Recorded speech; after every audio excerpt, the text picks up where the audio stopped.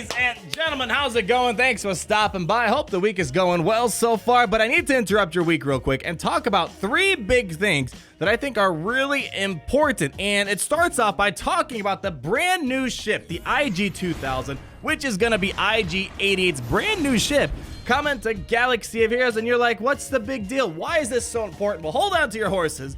There are 2 really big things that I think is going to spring out of this ship being added to the game. So here we go. We got the IG-2000 in all of its glory. And you might be like, what's the big deal? It's just another ship, most likely a marquee ship. No one really cares that much. But let me direct your attention to the top left-hand corner, please. As we see, we got a couple of tags here. We got the Bounty Hunter tag, Scoundrel tag, and would you look at that? We also have a Droid tag. But hold on.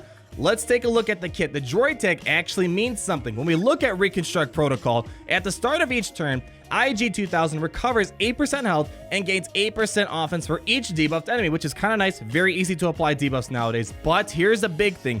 Other droid allies gain half these amounts, and while IG-2000 is active, breached enemies have minus 25% critical chance. So 2 things to point out. Other droid allies. Now, unless I was frozen in Carbonite and I lost my sight, it looks like we only have 1 droid. So what other droid allies is IG-88 benefiting here? Don't quite know, but there might be maybe some Separatist droid ships finally. Hoping that Separatist rework. Hoping some more Separatists come into the game. Hopefully some more droids come into the game. So I think this droid tag is going to be really important and indicate something future for droids, whether it be droid characters, droid ships. I think something's down the pipe. So go ahead, leave me a comment down below. Let me know what you guys are thinking, because a couple months ago, T3M4 was released, and the developer said a statement something along the lines of T3M4 makes the droids better, but they're not going to be meta-defining ... at least for now. So it makes it seem like something is in plans for the future for droids. Hopefully it means something related to General Grievous. So putting down the droid hype for a second, the other thing to point out with this ability is that this is kind of carrying on the whole target lockish thing for bounty hunters, where they use a mechanic called breach. Right now we have breach for Cad Bane, Bosk, as well as IG-88. So they all have like this synergy going on, kind of like I predicted way back when Bosk came in. I figured that they're going to make breach into a target lock mechanic type of thing. But let's move on here. Next is called Exploit Identified, and it says deal physical damage to a target enemy. And here's where the breach synergy comes in. Hopefully I don't say breach 500 times in this video, but if the enemy is breach, you get to attack again. Inertial dampeners disable is the next thing right here, and it says deal physical damage to a target enemy, stun them for 1 turn, and inflict target lock for 2 turns. And this attack deals 50% more damage to breached enemies. So again, breach is a very important mechanic for bounty hunters. I'm saying breach 500 times already.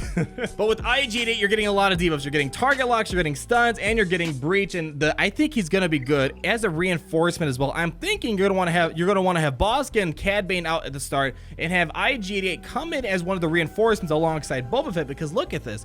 You grant another random attacker ally offense up for 1 turn and critical chance down on all enemies for 2 turns. Additionally, inflict target lock on the highest and lowest health enemy for 2 turns, which can't be evaded. And if you remember Cad Bane's ability, when he uses his AoE ability and hits target locked enemies, they're gonna get breached. So this is actually really powerful. I'm thinking IG-88 and his IG-2000 should be in the reinforcement slot. So we're gonna test this out on offense and defense, show you how it works. I think it's a good ship, but I think there's other stuff that this indicates going forward besides the whole droid stuff I speculated about. The developers are putting a lot of emphasis on bounty hunter ships. Bosk, Cad Bane, IG-88 ship right here, and I'm thinking that they're gonna keep working on bounty hunter ships and making them even better, because when we look at this, we already got a decent amount of bounty hunter ships. We're 1 away, or a couple away perhaps, from having a legendary Millennium Falcon ship. I am pretty sure the Millennium Falcon is going to be some sort of legendary event, maybe some sort of hero ship event, if that's even a thing. The Millennium Falcon is the most iconic ship in Star Wars,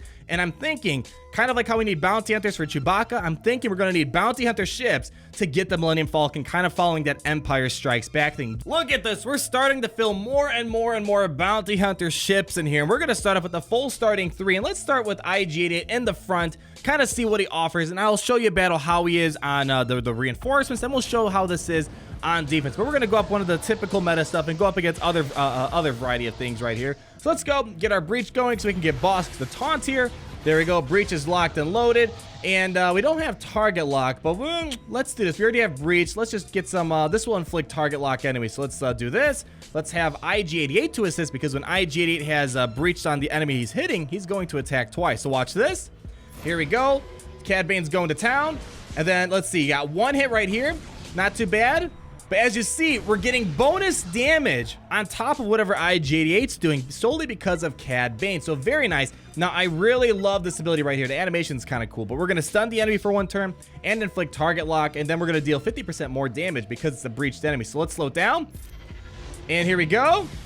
So that looked like about 20,000 damage, non-critical hit, plus the bonus damage from Cad Bane. So that could probably get pretty high up there if you got a critical hit there. Let's do this. We can just remove some turn meter, get some speed down perhaps. All right, we're all good in that department. All right, now we're gonna get another couple hits on Biggs. Let's do it again. One hit, two hits. There we go. I mean, the basic is pretty cool. It's gonna get deadly because breach is becoming such a popular mechanic. I think it's gonna be something to be a little scared about because there's so much synergy going on. It's kind of like how droids are starting to get a little better with the whole target lock synergy and whatnot. Bounty hunters are really good with their special breach synergy, so it's going to get even better, I think, in the future. I think they're going to have at least a bounty hunter thing going on here, but let's get rid of TIE Advance. Cool. Let's see. Oh, we can't counterattack there. Here, let's get rid of there we go. The TIE fighter's gone. Perfect. All right, so I mean, I gotta say, I've been saying this for almost the past couple bounty hunter ship videos I've been making. The bounty hunter ships are making it progressively like easier to do ships. I'm really not paying much attention, just kind of going with the motions, and I'm having fun, and it's really easy to beat. These ships are very interesting, and Bosk is one of the most overpowered ships in the game. Cad Bane's amazing. IG-88's going to fit in there really well, and I think he's going to be even more deadly in the reinforcement slot, as we'll see in the next battle. Let's call in the Scimitar. We're going to have Bosk do his little dance. Here we go. Give him retribution, protection up. So every time Bosk is counterattacking, he's going to cleanse stuff on his basic. Like, watch. He's going to come back. Ability block is gone. It's crazy good. Now, because we have target lock, we're going to inflict breach for 2 turns. So we're going to be spamming breach on the other team. Watch. Here we go. We're going to call IG-88 to assist. Where is he at? I can't see him. Let's attack the Sunfac. Here we go. All right. IG-88's going to come in here. Let's see. We got one hit. 8,000 plus bonus. 16,000 plus the 9,000 bonus, so that's a lot of damage we're kind of putting out there. Let's just keep hammering away at Sunfac. Here we got one hit, two hit. Goodbye. My goodness, he's just spamming the field.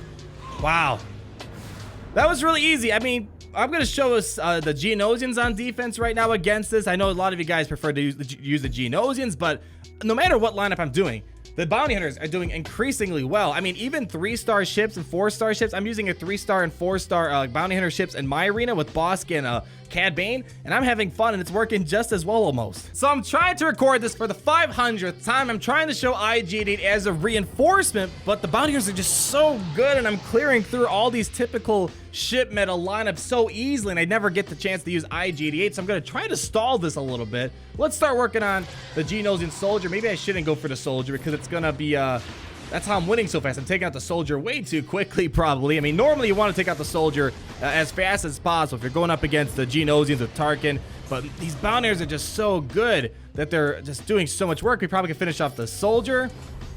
Oh, he's going to get knocked out in a second. There we go. Bug one gone. Let's get a target lock on Sunfac. Let's just get another breach over here.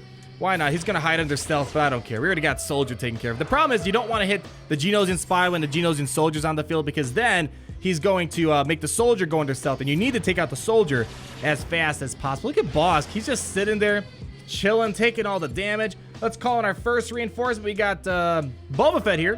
He's going to get a taunt, and I'm hoping that IG-88 will slip in here later on and grant that random buff to at least Boba Fett or perhaps Vader.